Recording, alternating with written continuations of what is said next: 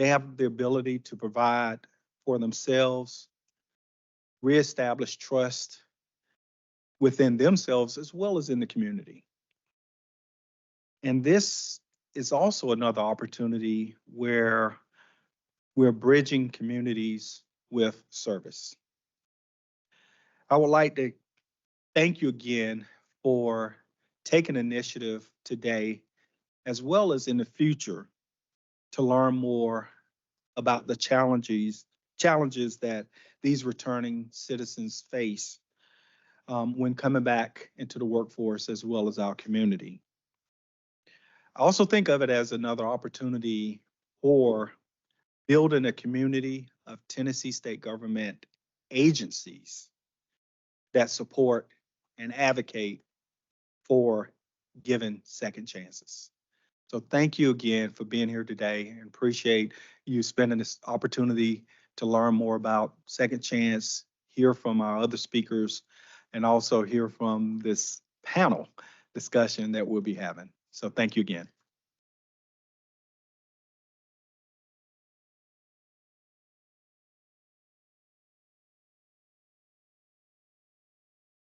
Thank you, Commissioner Williams. It's always lovely hearing you speak. Hi, I'm Heather Kettle. I'm one of the HR program managers in the recruiting division, and I get the privilege of introducing William Arnold, Dr. William Arnold Jr. So he has 20 plus years of experience in higher education, community engagement, and public service. Dr. Arnold uses his professional training and recent life experiences to create a platform that views diversity as a viable way for returning citizens / justice-involved individuals, hard to say, to restore dignity, decrease recidivism, and add value to the workforce. As a servant leader and TED Talk alum, Dr. Arnold is the current director of the Office of Reentry at the Tennessee Department of Labor and Workforce Development. This office stands as the first state-funded, comprehensive, non-Department of Correction related office of reentry in the nation. So please help me welcome Dr. William Arnold Jr.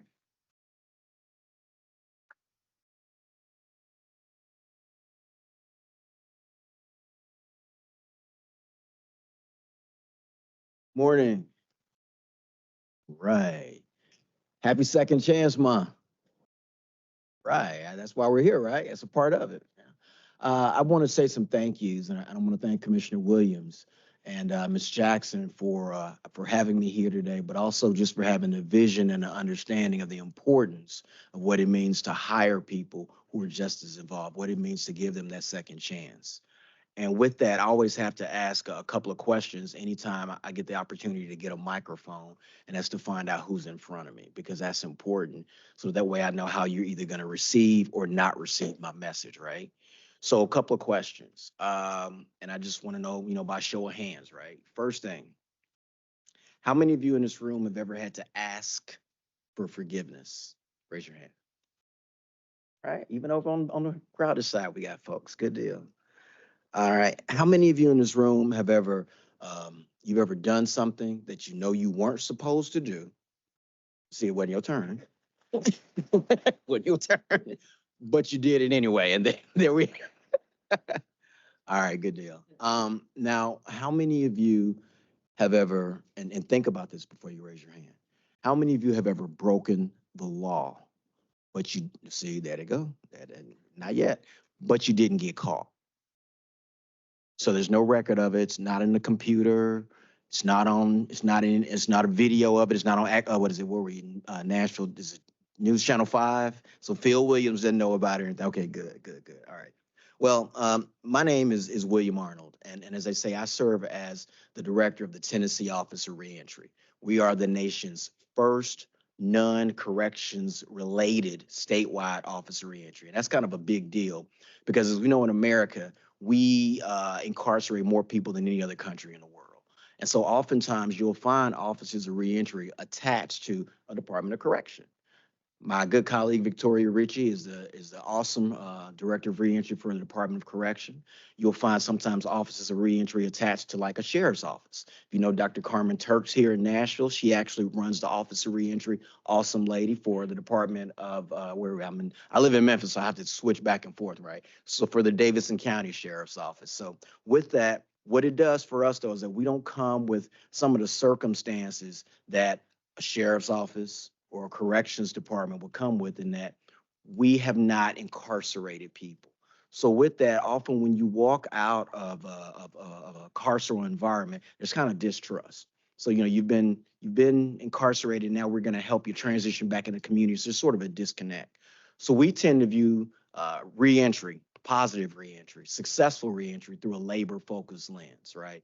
The idea that upskilling people, getting them into jobs that pay livable wages, providing pathways to careers is going to be an answer to recidivism. Now, another part of that is that, and I forgot to mention this, is that we were actually created by Governor Bill Lee's vision of true criminal justice reform, right? And a part of that is helping justice-involved individuals overcome barriers to employment, right? So you've heard all these words being thrown around: reentry, justice-involved individuals, recidivism. What does it mean, right? So reentry, that is the process where folks come out of incarceration, whether in a youth detention facility, a federal or state prison, and they come back into society, right? They return to society, so they're reentering, right? Then it's justice involved individuals. Now, we all know some justice involved individuals. Why? Because in Tennessee, 1 in 3 Tennesseans is justice involved. So we count in this room, 1 out of every 3 of us, 33% of the folks in this room has had some touch point with the criminal justice system. But in lieu of calling them those words, like, y'all can yell them out. Give me a word. Felon, give me another one. Come on. Ex-con, offender, jailbird, right? Exactly. Justice involved individual, or the idea of what we say as returning citizens or people with records, restores dignity to this population. Dignity because many times this population is beaten down, disrespected, and second class, and sometimes third class. So that's the importance of saying justice involved individuals or people with records. You're giving them dignity from the mistake that they made, right? The next thing is recidivism. Now, recidivism is a big deal because recidivism is the act of people continuing to commit crimes even after having been punished. That's when we have people going back and forth to jail or to prison, back and forth to jail or prison. Recidivism rates are calculated on 3-year cycles, right? And as I said earlier, the Office of Reentry was created to lower recidivism, or at least contribute to it. So TDOC, the Tennessee Department of Correction, no S, but we always say corrections. Am I right? I see you, Rachel. I see you. So TDOC maintains that number. And when the Office of Reentry was founded back in July of 2021, the recidivism rate was 46.1%. 46.1%. It means a lot. That meant that almost 1 out of every 2 people that come out of a Tennessee prison is going to go back within 3 years. So I'm happy to say that last fall, TDOC reported that number is now 29.6%. Now, okay. Now, let me tell you something about that clapping now, right? I can't necessarily say that we can take credit, but it happened on our watch. And since we are in the middle of IPP, I just want to make certain that, shout out, right? But with that, I want to speak again about reframing, like I like to say, reframing reentry. We often get our cues from social media, from movies, from things people say. And many times that's the way we frame people, and that's the way we frame this subject matter. But this month, which is National Second Chance Month, and it's been around since 2017, so for about 7 years, America's had the opportunity to reframe reentry during the month of April. It's the time where we actually look past those collateral consequences. In other words, those different rules of about 48,000 rules that keep people at the state, federal, local level from getting jobs, from getting access to education, from getting access to housing. And we also celebrate successes of justice involved individuals. It's important to me, right? It's important to me because right here in Nashville, Tennessee, in 2013, I was wrongfully convicted and sentenced to 25 years in prison. I spent 6 years and 9 months in the state penitentiary, wonderful place called Bledsoe County Correctional Complex. Don't ever go and visit. But I was there. And for those 6 years and 9 months, I was a guy by the name of Doc Arnold or inmate 524840. So on April 15th, at the height of the pandemic and in the middle of National Second Chance Month, I came home. So in about, what's today, the 4th? In about 11 days, I'll celebrate 4 years of just being home. So that's why Second Chance Month is important to me. But more importantly, this is the first job I've had since being released. So this is actually my second chance. So it's yeah, it's a lot. But with that, when you come out of incarceration, you have to understand that the whole purpose of people being incarcerated is to separate you from society. It's to take you away. That is at its core essence, in my opinion, is to take you away from your family. It's to take you away from your friends. It's to take you away from all of the things that you know and love. And it's done in an effort to prevent you from doing it again or to deter you from it happening again. But in that process, you get a lot of things taken from you. And like I said, one of the first things that prison takes is it takes your name. The staff never call you by your first name. So you're either going to hear a number or a last name. So if you can imagine, based on what Dale Carnegie said in his book, How to Win Friends and Influence People, that the sweetest and the most important sound to a person is the sound of their name. The sweetest and the most important thing to a person is the sound of their name. So if you can imagine going 2,491 days, 2 hours and 11 minutes, you never hear Rachel, Monty, Juan, Lewis. What does that do to you on the inside? It takes to the point that all of a sudden you start to lose. You lose confidence, you lose time, you lose appeals, you lose family members. So when a person comes out of that situation, there's not a lot of room for winning. You don't feel much like a winner. You start to internalize it. So second chances provide that opportunity for people to win. And it's not about giving second chances, but it's about providing. It's about making provision. Because we've all fallen short of the glory, right? I think we established that on the front end. With that, second chances not only benefit that person, but they benefit the workplace. Anybody that's in here that owns a business or runs something, you want a return on your investment. You're in business to make money. If you don't have a capable, a determined and developed workforce, i.e. people, I promise you, you won't stay in business. So it makes good business sense. And it's an opportunity to invest in folks who are often beat down, let down, and left out. So there's a moral piece to it as well because we're uplifting our communities. We're helping folks out. You take it to a different level, it helps out with society in and of itself. Because if you can think about a person not having the state of Tennessee not having to spend $30,000 to incarcerate a person, but that person can now make $60,000 or $50,000, they're going to feel like a winner. They're going to be able to reunite with their family.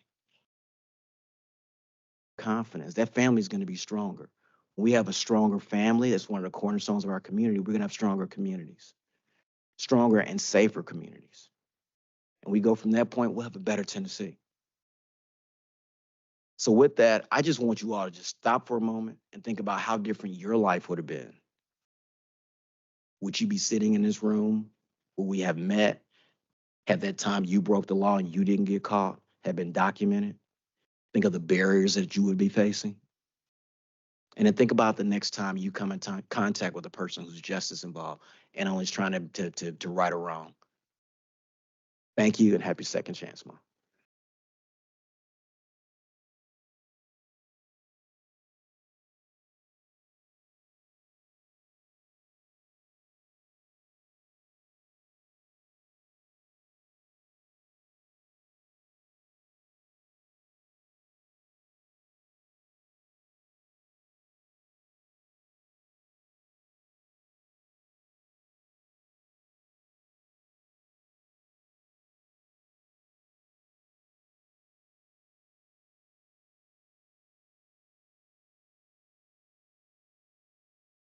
Good afternoon. Good afternoon. Let me pull my glasses down a little bit. Good afternoon. I'm hoping you're enjoying yourself thus far and your belly is getting a little bit full. And so we have a wonderful panel that's coming before us, but I would like to introduce to you our moderator for this event.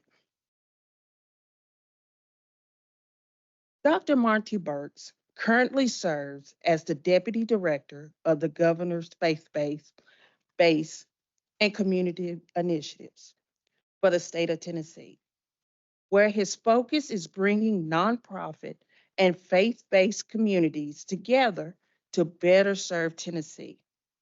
Burks has used his own personal lived experience in criminal justice system to provide insight and leadership in hiring formerly incarcerated and others that have fought and earned a second chance. In his formal position, he served as a director of faith-based initiatives for the Tennessee Department of Mental Health and Substance Abuse Services, where his roles were engaging, connecting Tennessee faith communities to the behavioral health care systems with the goal of expanding and connecting Tennessee faith communities to the um, I'm sorry, to behavioral health communities with the goal of expanding addictions and mental health support services across the state of Tennessee. He also oversaw the Tennessee Lifeline Peer Project, the state program aimed at reducing the stigma associated with people who suffered from addiction. The Tennessee based community coordinators who seek to help congregations build their capacity to combat addictions and mental health issues in their respective community. Burks has more than 21 years of experience working with the criminal justice system in various roles, including adjunctive criminal justice professor at the Motlow Community College, criminal justice student research analyst at the Middle Tennessee State University, and the criminal justice off-campus program coordinator and professor at Tennessee State University. Also, Dr. Burks has earned a national recognition as the Outstanding Professional of the Year from the Southern Criminal Justice Association for helping the justice involved breaking down employment barriers. Please help me welcome Dr. Monty Burks.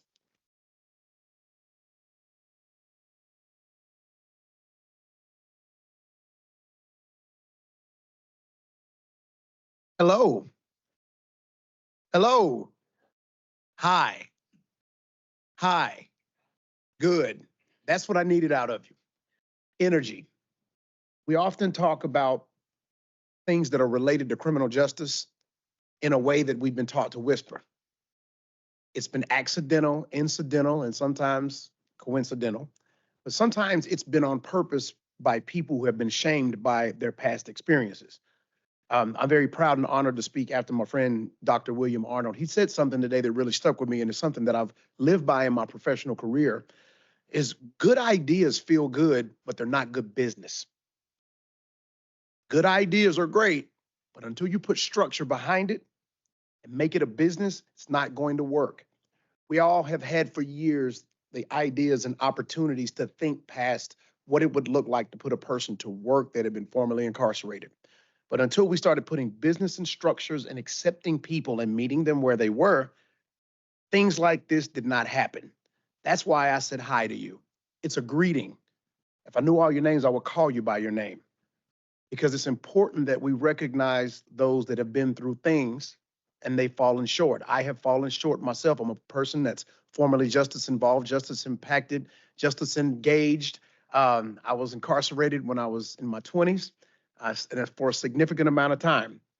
During my incarceration, I went back to school, went back to college, went to the University of Tennessee. Post-incarceration, I graduated, went back, and I was given a unique opportunity to work in a field called reentry before they called it reentry. Think tanks were trying to figure out, what do we do with the overwhelming, alarming number of people that are cycling through the criminal justice system that want to go out and do better? And what we found was, I work in government, I've been in government for 10 years, that the biggest barrier that we had wasn't actually the community, it was the government at the end of the street. Because we had put undue burdens and stipulations and created unintentional barriers for people to get reacclimated to go back into the workspace. I'm thankful, again, to see that our state has the first office of reentry. I get to brag about that. I travel a lot, and people say that they do reentry work. Our governor does reentry work. He built an office and put it inside of the Department of Labor. The Department of Human Resources and the Department of Labor are the two things that have to happen for a person to get back into the workspace. Would you agree?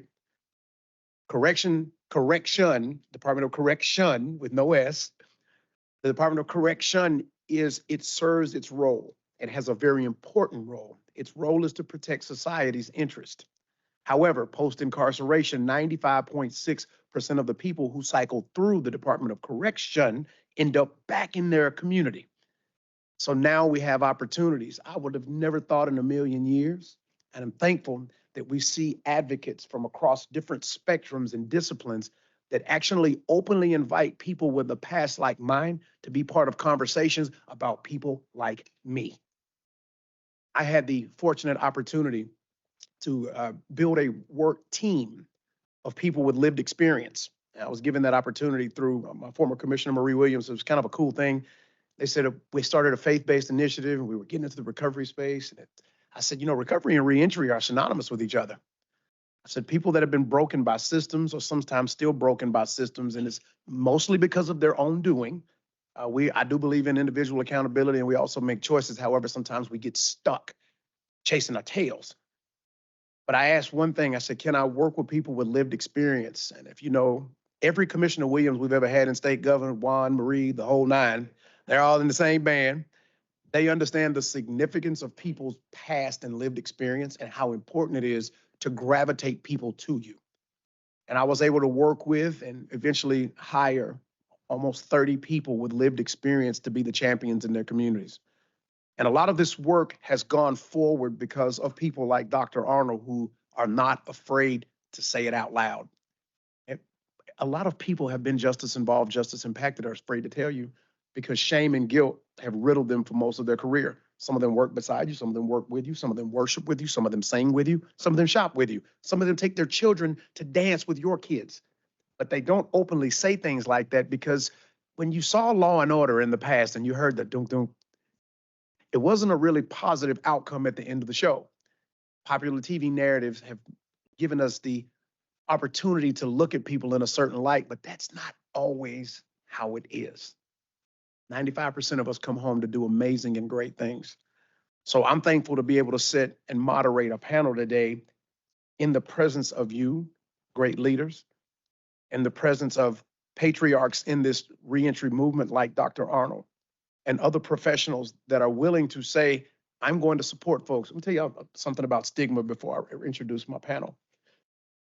Stigma is a term we use in the recovery field, and it's a way people look at other people, and it's also a way people look at themselves.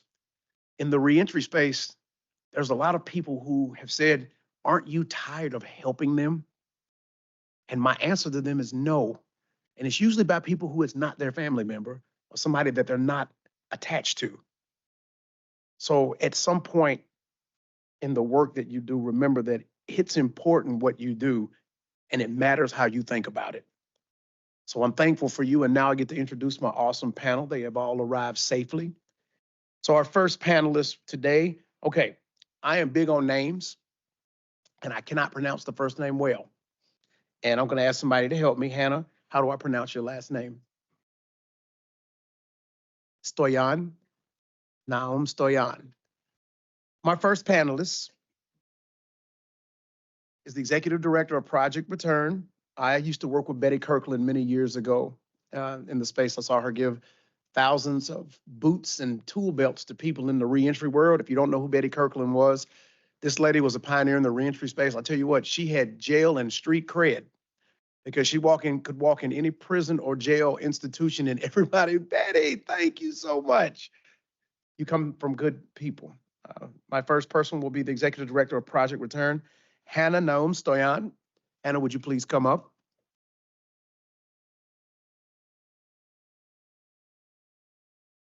And the second person that I would like to introduce is the Director of Community and Youth Engagement for the Tennessee Prison of Ministry, Tennessee Prison Outreach Ministry, Miss Risha Kidd. Risha and I have worked together on various projects, so I think it's an honor that I'm going to be able to sit here and ask cool questions with cool people.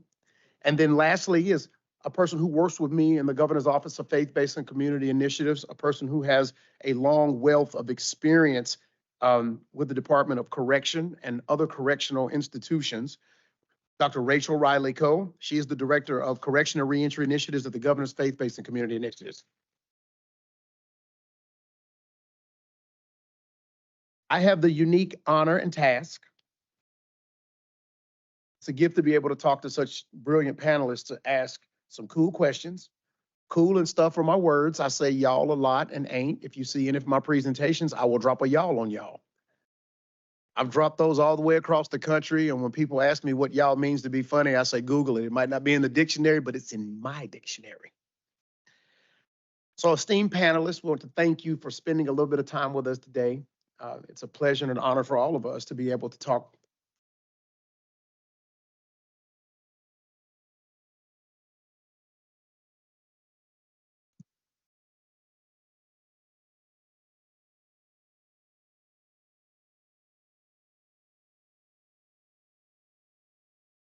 It's a pleasure and an honor to be able to hang out with you on this platform today. So I've got to ask you a few questions. Audience, if we have enough time, we will go into questions from you or comments. Might I ask that you give each one of our panelists an opportunity to answer her question the way that she knows how, or with the information that she has. And if you have a comment, please raise your hand. We will try to get to you. But we have a few questions that we need to get through with them first. So I'm going to start with the first question. And this is going to be aimed at second chance opportunities. And we're going to start, we're coming in hot right now. Obstacles you see individuals face with second chance opportunities. And I'm going to start this one with you, Risha.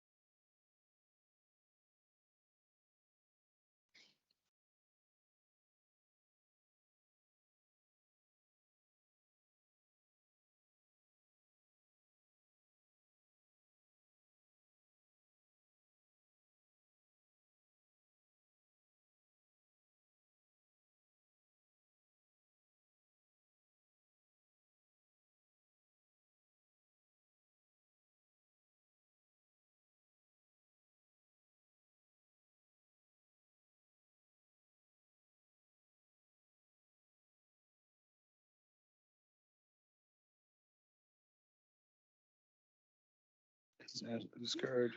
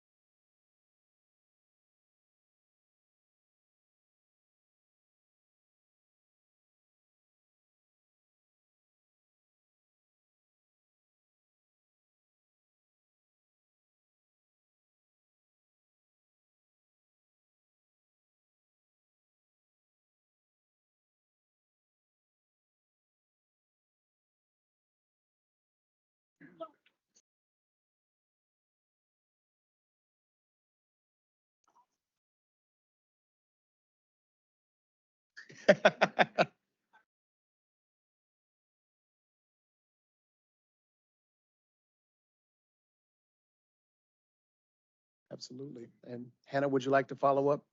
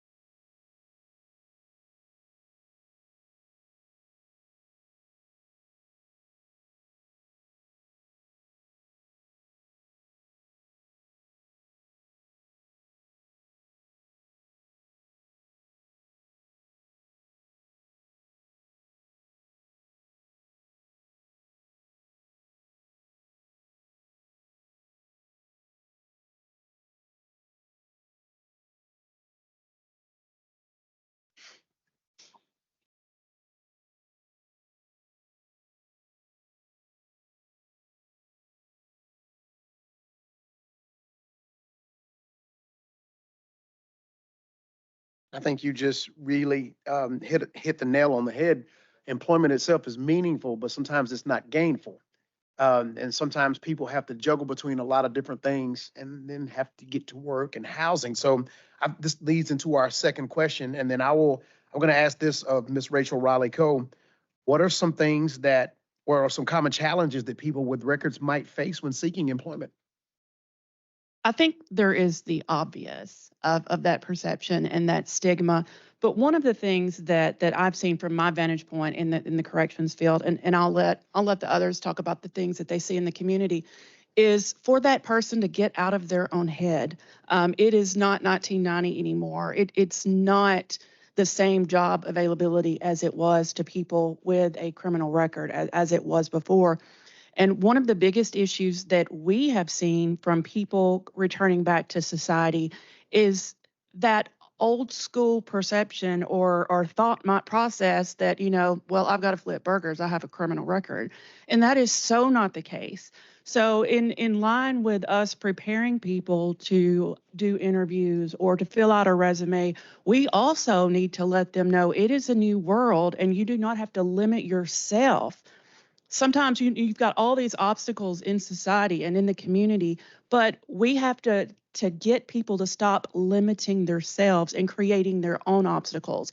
We have to spread so much awareness in the community to break that stigma, but it goes beyond the stigma in the community. We have to get these individuals to know their value and to know that they are not limited to fast food jobs, and that should not be what they're all just applying for. So again, we all know there's lots of barriers in the community, but I think one of the things that gets overlooked a lot is changing the mindset and exploring the opportunity awareness in those that are leaving our criminal justice system.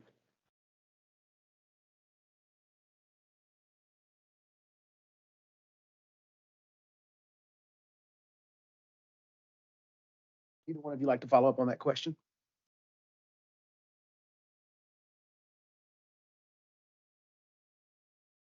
Yes, yes. So what are some of the common challenges that people with records face when seeking employment?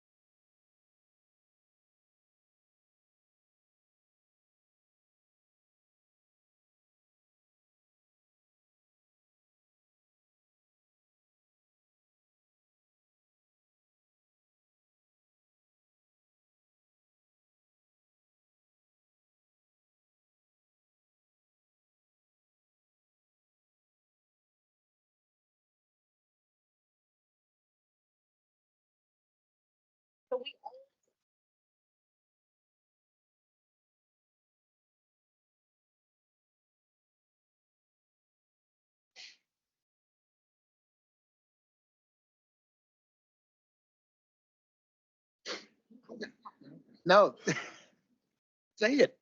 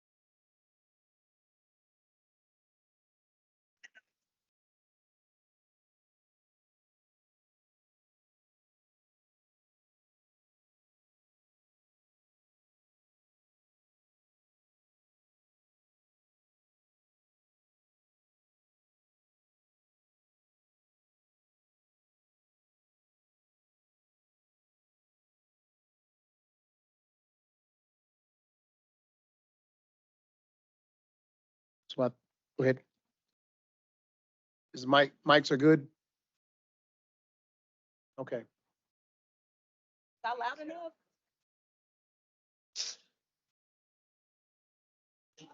Sorry.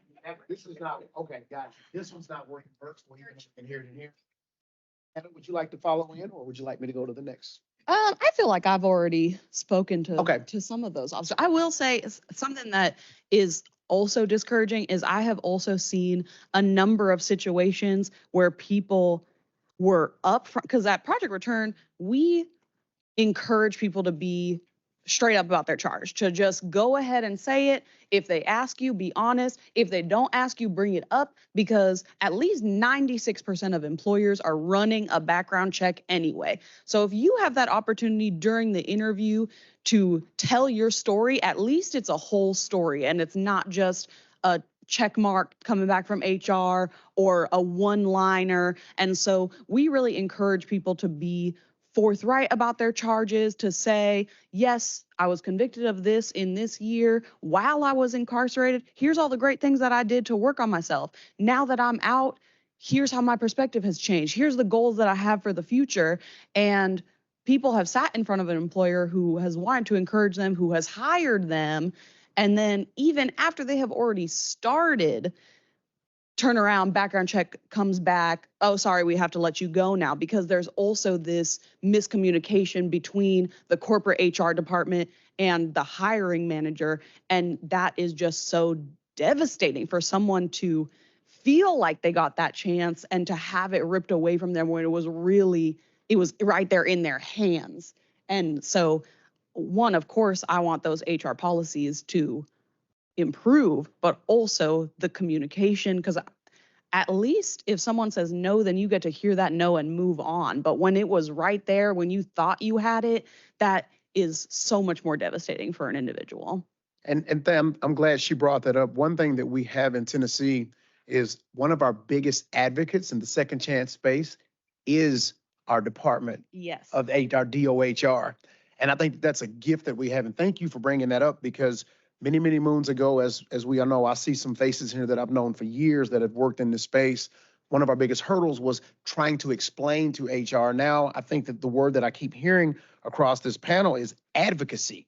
I think that external and internal advocacy create opportunities for people to tell their own story. And I think that is an awesome blessing. And it also segues into this next question. And I'll leave this up for grabs.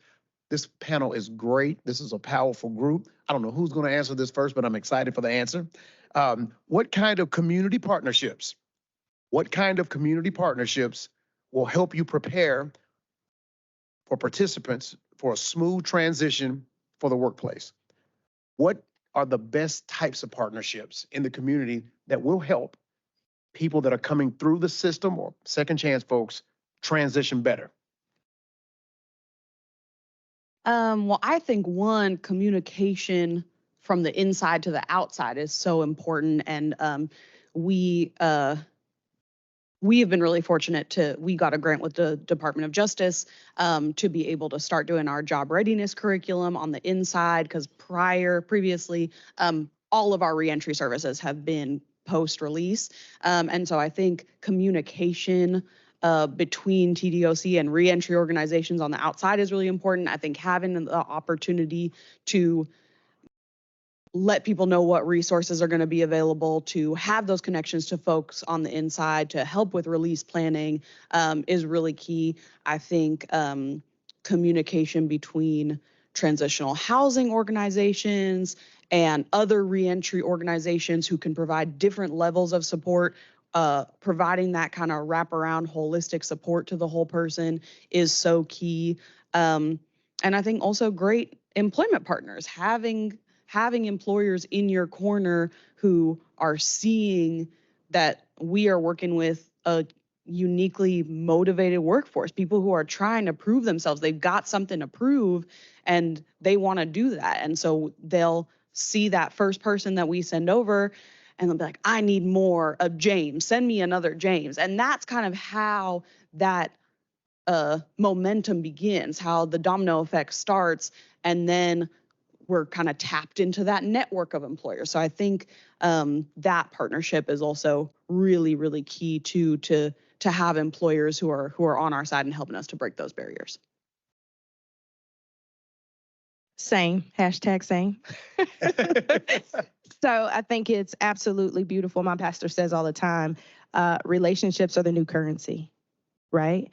And it's so important. I know we was talking with CEO Rico X, as far as instead of us all out here trying to be in our own silo doing the same thing, why don't we work together, right? It only makes sense.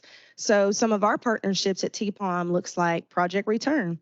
So if we have a resident who's having a hard time getting a job, so they're not feeling like they're stagnant, we will connect them with Project Return so they can take additional classes to help them with employment and soft skills or hard skills that leads them into a career. Some of the other partnerships that we have is with Slim and Huskies. So Slim and Huskies will partner with our residents and they'll have additional case management and connect them with jobs and things of that nature. The Urban League, so we just started a partnership with the Urban League where it's called Hammer Math, where we have our residents, when they come in, we take them through a construction course. And through that construction course, they also get a personality test where they can see what jobs, what industries really fit with their personalities and what they're really great at. And then after they successfully complete that, their names are actually given to Turner and Phelps Construction, which will interview them, right? Another huge component when we talk about partnerships and getting our residents into jobs, we can't forget where they're coming from, right? It's the traumatic experience coming from the inside out, right? And we make sure that we connect them with mental health resources. So under our roof, we do have counseling, individual counseling, but we'll also open that up to family counseling where they can bring in their kids or they can bring in their spouse. And it's not just for our residents at TPOM, it's for residents in other transitional houses or anybody coming out of incarceration that need those services. We'll provide mental health services. So it truly takes a village. And I can't be up here and not plug one of the initiatives that our office is doing. One of the things that I oversee is the governor's volunteer mentorship initiative. And this is exactly where we see it going. So when we're creating partnerships, it's not literally organization specific. One of the things we're starting out is to try to partner everyone that's incarcerated that is close to reentry with a life coach mentor. That's how it's starting out for the pilot. Just that from release, especially that first year, it is so hard. And we've had different variations of this program before, and I've even done it where I've had a mentor on the inside, and you go inside and they're so excited to meet with you, and you work out a plan, and you go over goals.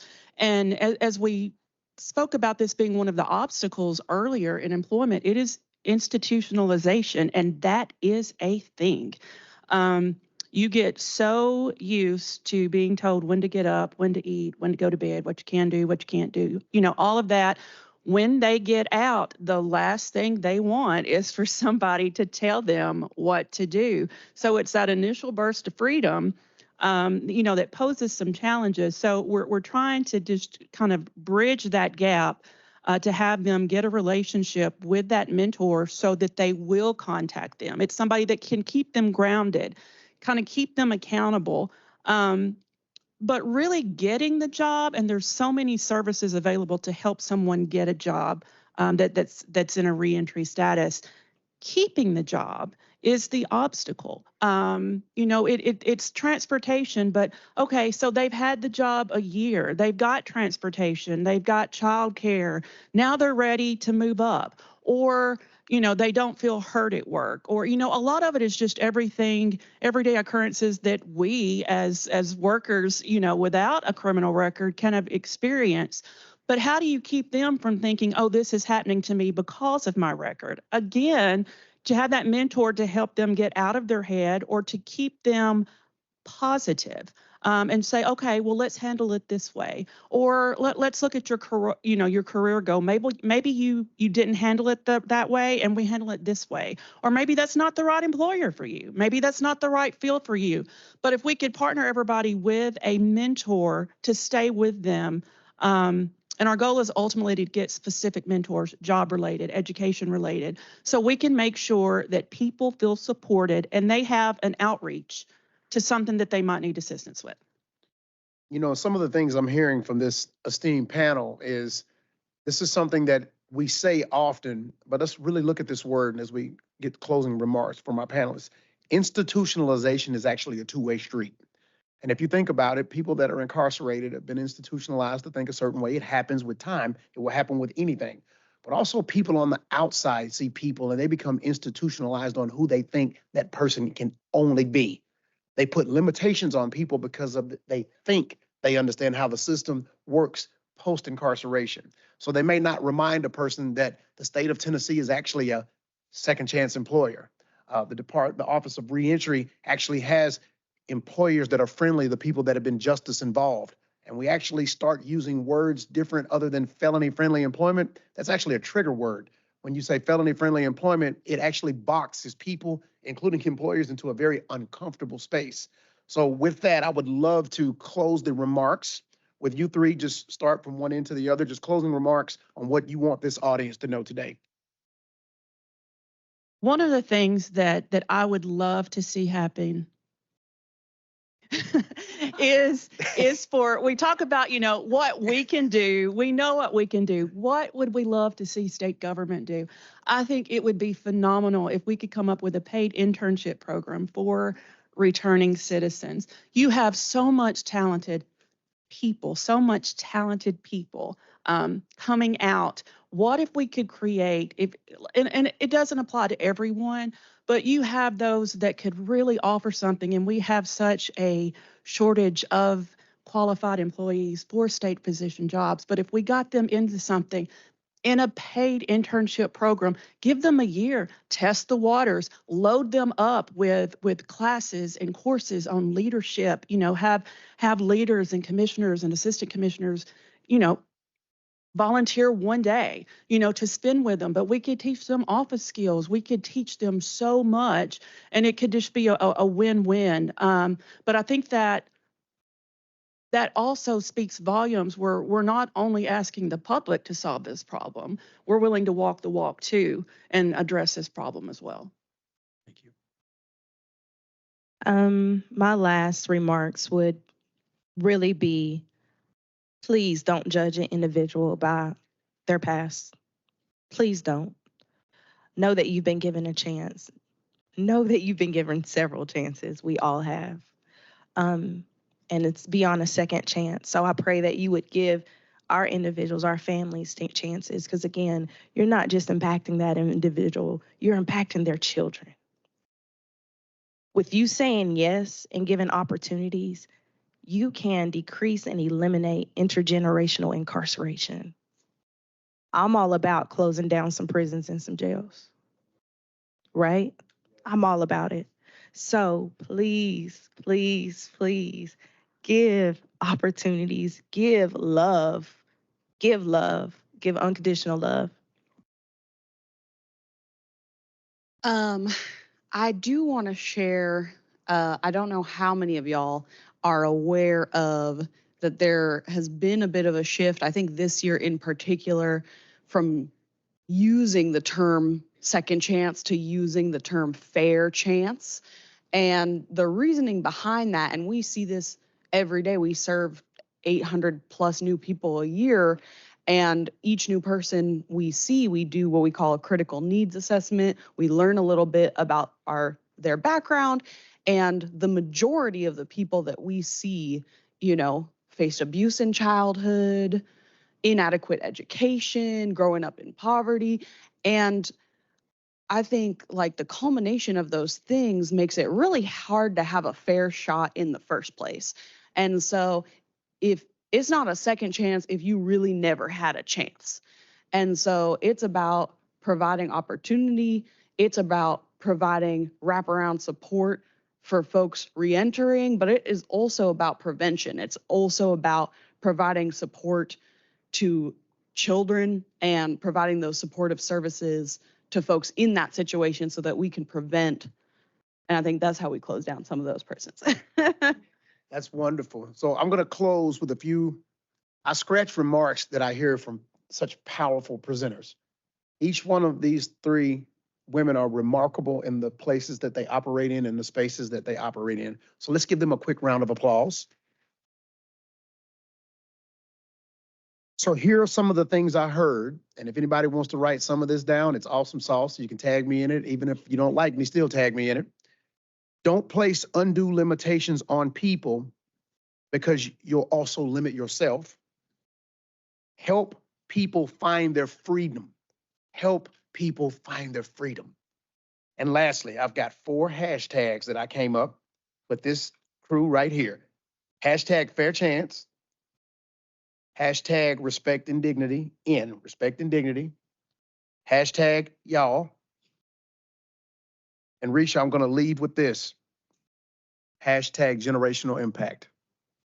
Thank you all for spending the afternoon with us.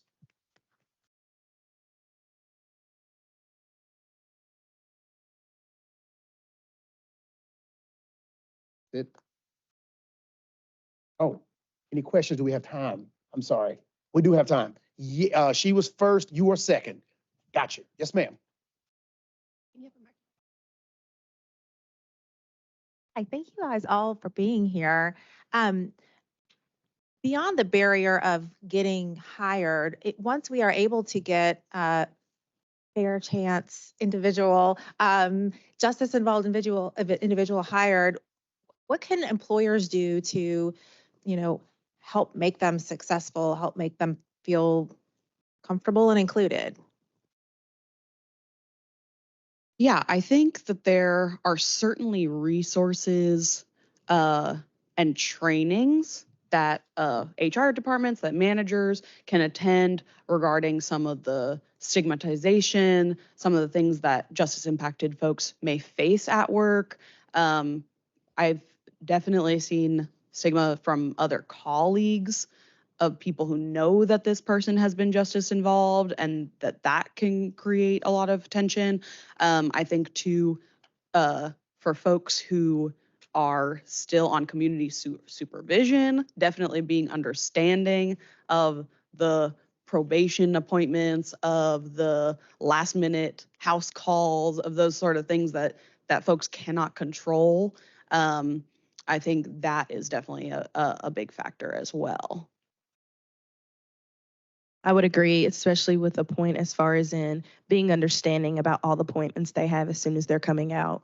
because from probation to parole appointments and also doctor's appointments, trying to get their wellness checks and all that, all these appointments they're trying to set up to take care of their well-being, but also trying to be a good employer. So just being very understanding. I think just keep the communication open. A lot of times when you have someone on community supervision, they're going to contact the employer to verify employment. And I think at that time, just know you can have that communication with that officer as well, and just say, hey, I'm not comfortable with you coming to work, or how can we verify employment without face to face here. And I think as long as the communication is open, it's going to just go just really, really well. But a lot of times you have to, sometimes it's kind of a catch-22, for employers, because they want to be very sensitive to, we know you're struggling, but a lot of times, people coming back into the jobs don't want that extra attention, or they want to be treated like everyone else. So it's really just kind of feeling out, the person and kind of checking where they're at. But I think that can be done just with that initial, just one-on-one conversation, said, how can I help you, or help me help you? Very cool responses. Last question, and this is our last one. How's everybody doing?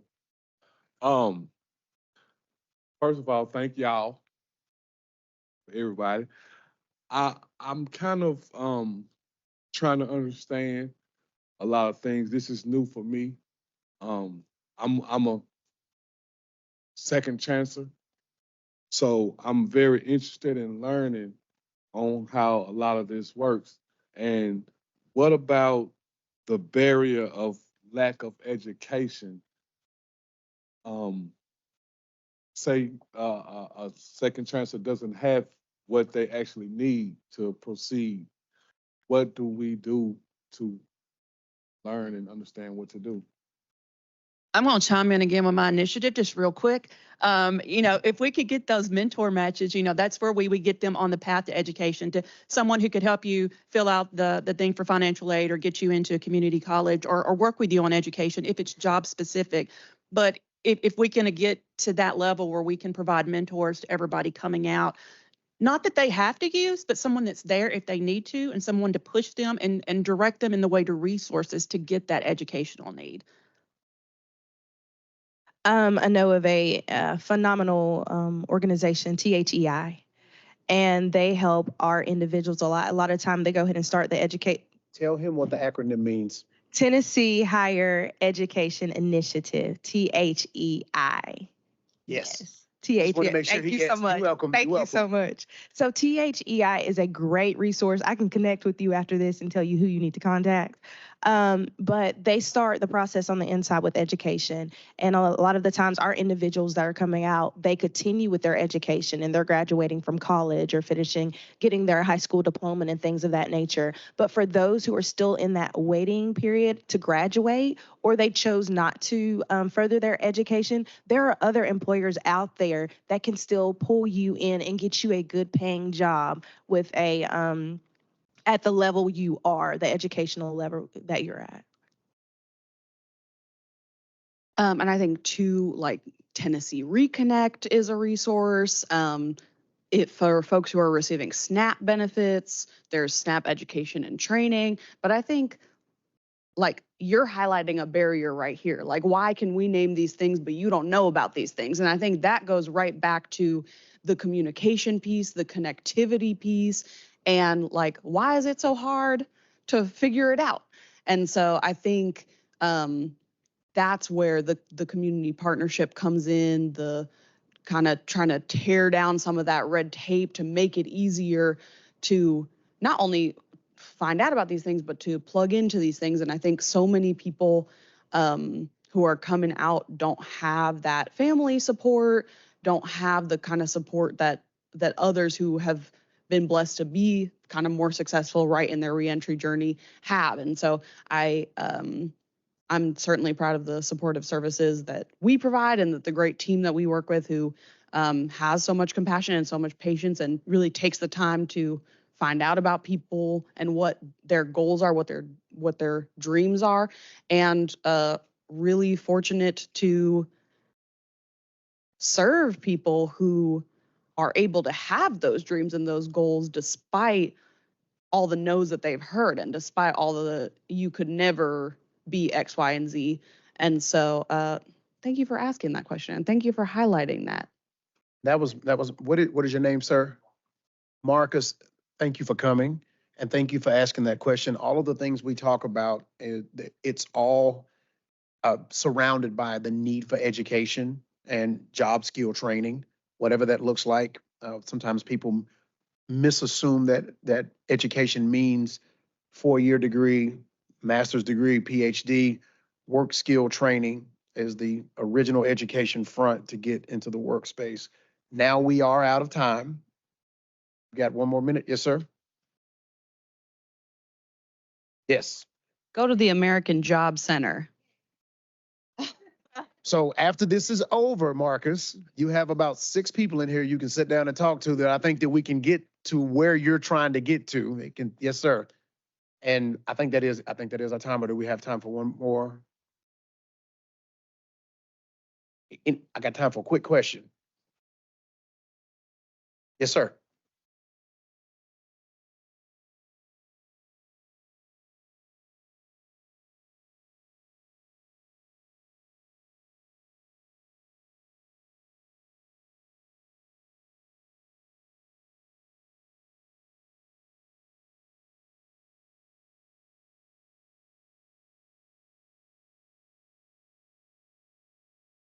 I can start that if y'all want me to. So you asked a question that's technically not in any of their 3 grounds, but let me speak to you as an advocate for that.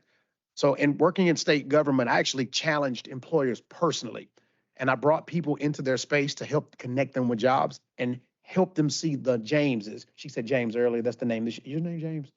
Okay. I was like, man, what about a divine time right there? I think that advocacy on the front end is how you protect, and then you also have to show people that you've got their back. Sometimes employers that do things like that, they have become institutionalized to think that they can treat people that way. I am not knocking any employer that can hear me right now. That is not a dig or a diss, but I am challenging anybody that can hear me that if that is an employment practice of yours, we are watching you now. I said that. Now I will let them follow up with that, but that is the best. And I would actually love to chat with you after this, so we can figure out how to leverage that better. Yeah, I mean, I think for us, we have a staffing agency in-house. And so for us, we are providing a transitional employment situation with employment partners. And so certainly we have seen those kind of situations where someone has reached their 90 days. That part of our contract is up. That person is ready to go. So why is there that holdup on your end? And so in those situations, we at least have the power to terminate a contract. But what are you going to do to them, Risha? I want to know. No, that's the same thing, because we've ran into that with our organization where we've seen our residents, after going through the temp period, they're like told, oh, we can't use you anymore. We've ended that relationship, so you're missing out on a phenomenal worker that's helping your business. We pulling them because you ain't on this team. You know what I'm saying? So, communication. I think everybody's been saying this up front. Be honest. Be honest at the jump.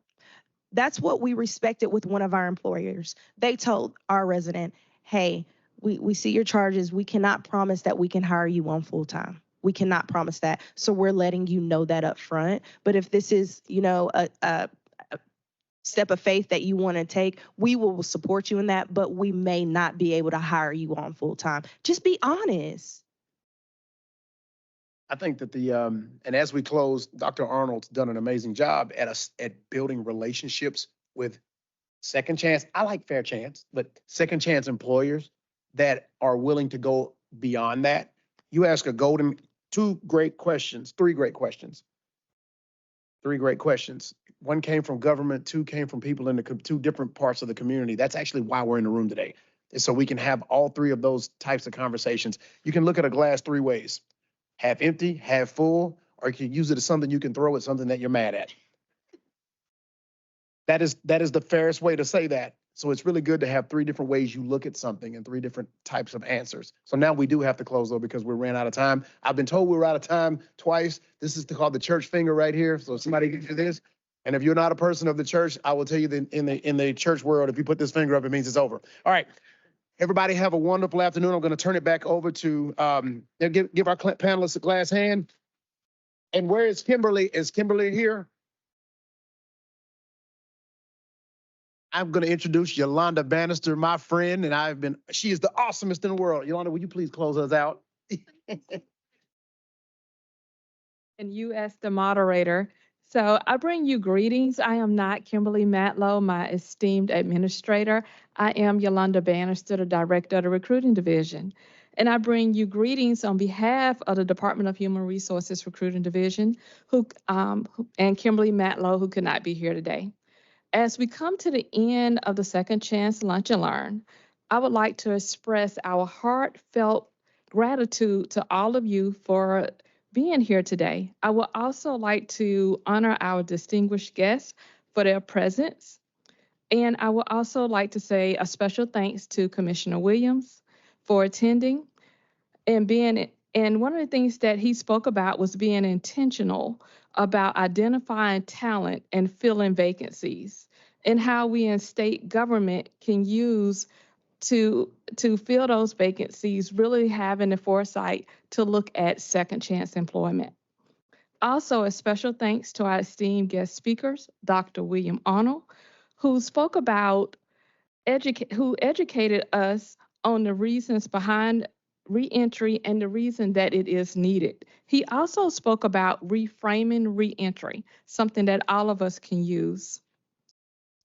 Dr. Monty Burts spoke about the benefits of having that lived experience in the room and how 95% of people actually are going to be returning home.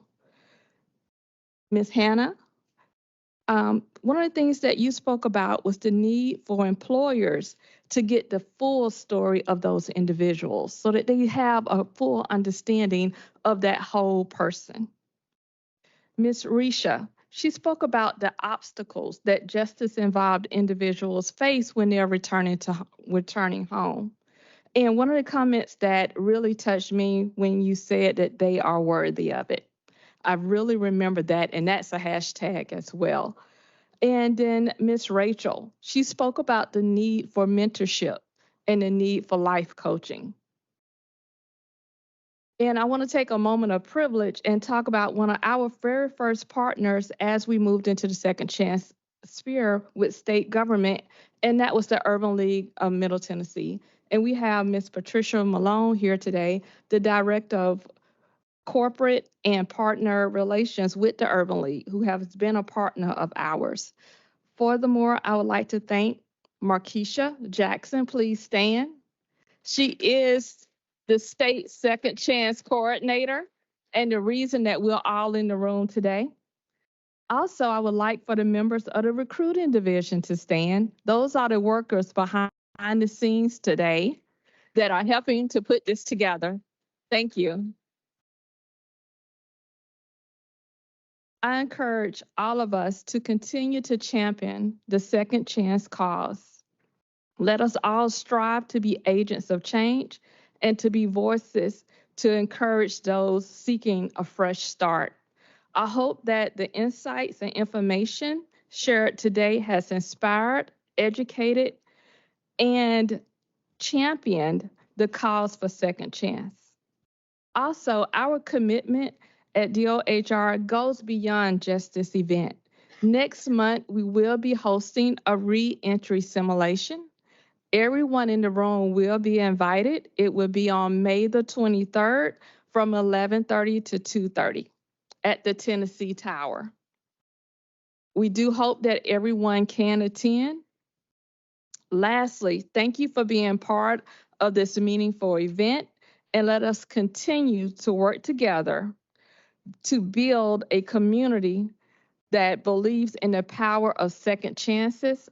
Thank you and have a wonderful Second Chance Month.